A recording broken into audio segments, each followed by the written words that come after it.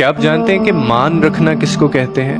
या आपने कभी ये लफ्ज़ सुना हो कि किसी के लिए या किसी का मान रखना?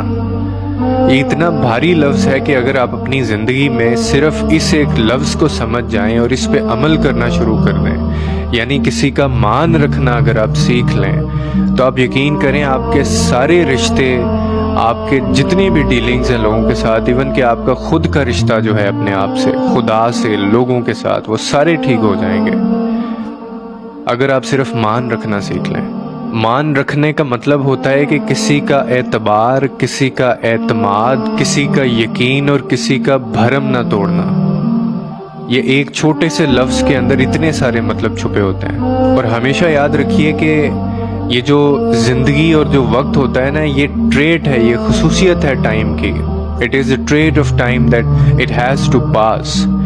इसको कोई नहीं रोक सकता। वक्त हमेशा गुजर जाता है, चाहे अच्छा हो, चाहे बुरा हो, मुश्किल हो, आसान हो, ये गुजर जाता है। लेकिन इसके साथ जो तलखियाँ होती हैं जो हम एक दूसरे को दे देते हैं, उनके नक्श सारी ज़िंदगी रिश्तों में रहते हैं। और ये वही तलखियाँ होती हैं जहाँ जहाँ हमने किसी का मान तोड़ा होता है, हमने मान करना नहीं सीखा होता, हमने मान रखना नहीं सीखा होता। अब चाहे ये मियाँ बीवी का रिश्ता है, भाई बहन का रिश्ता है, माँ बाप का रिश्ता है, औलाद का रिश्ता है, कोई भी रिश्ता है, सिर्फ एक चीज़ का हमेशा ख्याल रखें कि एक दूसरे का मान रखना सीखें।